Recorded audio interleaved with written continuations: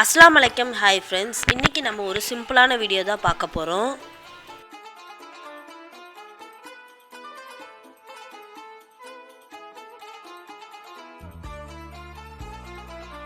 இஃப்தாருக்கு vegetable cutlet எப்படி செய்யணும் அப்படின்றதையும் இந்த வீடியோவில் பார்க்கலாம். 6லேருந்து 7 உருளைக்கிழங்க நல்லா வாஷ் பண்ணிவிட்டு குக்கரில் ஒரு 3 விசில் வச்சுக்க போகிறேன். கொஞ்சமாக உப்பும் ஆட் பண்ணிக்கிறேன். சைட் பை சைட் நோம்பு திறக்கிறதுக்காக ஜூஸும் நான் ரெடி பண்ணிக்கிறேன்.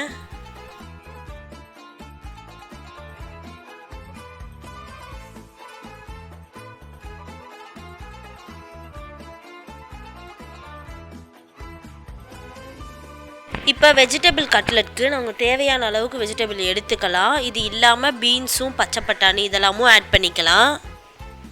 நான் கேரட், கொடமிளகா, முட்டைகோஸ் இந்த 3 எடுத்திருக்கேன். இப்போ இந்த 3 வெஜிடபிள்ஸ்லையும் நான் சின்ன சின்னதாக கட் பண்ணிக்க போகிறேன்.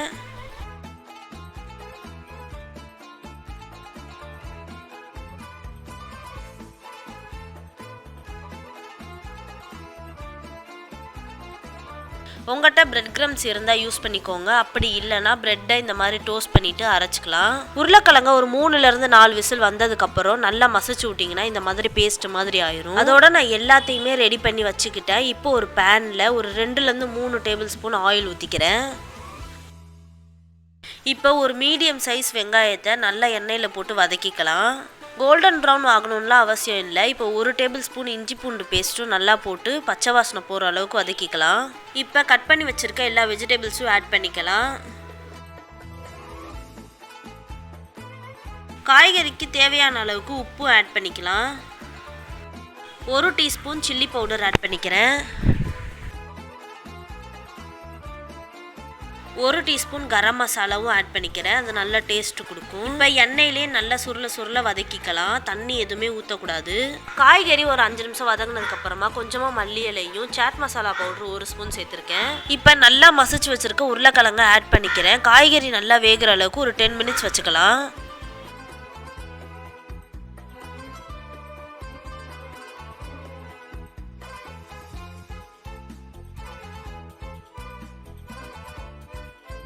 இப்போ சாஸ் ஆட் பண்ணிக்கலாம். சில்லி சாஸ் 1 ஸ்பூனும் டொமேட்டோ சாஸ் 1 ஸ்பூனும் ஆட் பண்ணியிருக்கேன். நீங்கள் சோயா சாஸ் கொஞ்சமாக ஆட் பண்ணிக்கலாம். என்கிட்ட இல்லாததுனால நான் சேர்த்துக்கல.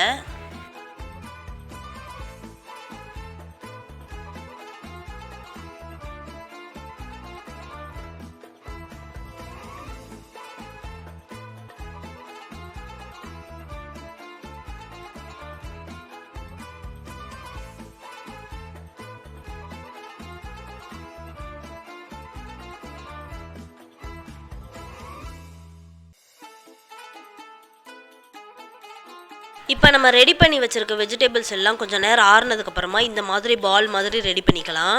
இப்போ ஒரு பவுலில் 2 முட்டை எடுத்து நல்லா பீட் பண்ணி கொஞ்சமாக உப்பு சேர்த்து வச்சுருக்கேன். அந்த பாலை லைட்டாக தட்டிட்டு முட்டையில் ஆட் பண்ணிவிட்டு அதுக்கப்புறம் பிரெட் கிரம்ஸில் ஆட் பண்ணி வச்சுருக்கேன். இப்போ ஆயில் நல்லா சூடானதும் கோல்டன் ப்ரௌன் கலரில் நல்லா ஃப்ரை பண்ணி எடுத்துக்கலாம். ஆல்ரெடி வெஜிடபிள்ஸ் எல்லாமே நல்லா குக் ஆயிடுச்சு. ஸோ மீடியம் ஃப்ளேமில் வச்சு ஒரு 5 மினிட்ஸ் மட்டும் நல்லா வேக வச்சுக்கலாம்.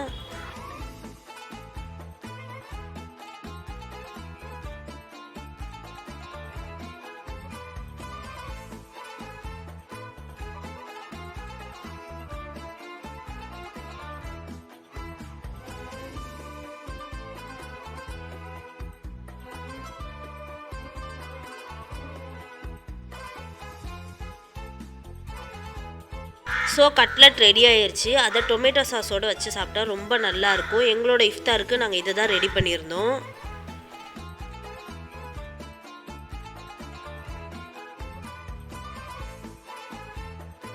வீட்டுக்கு பக்கத்தில் இருக்கக்கூடிய பார்க்குக்கு ஹம்சாவை கூட்டிகிட்டு போயிருந்தோம். அவன் எப்படி என்ஜாய் பண்ணுறான்றதையும் இதில் பார்க்கலாம்.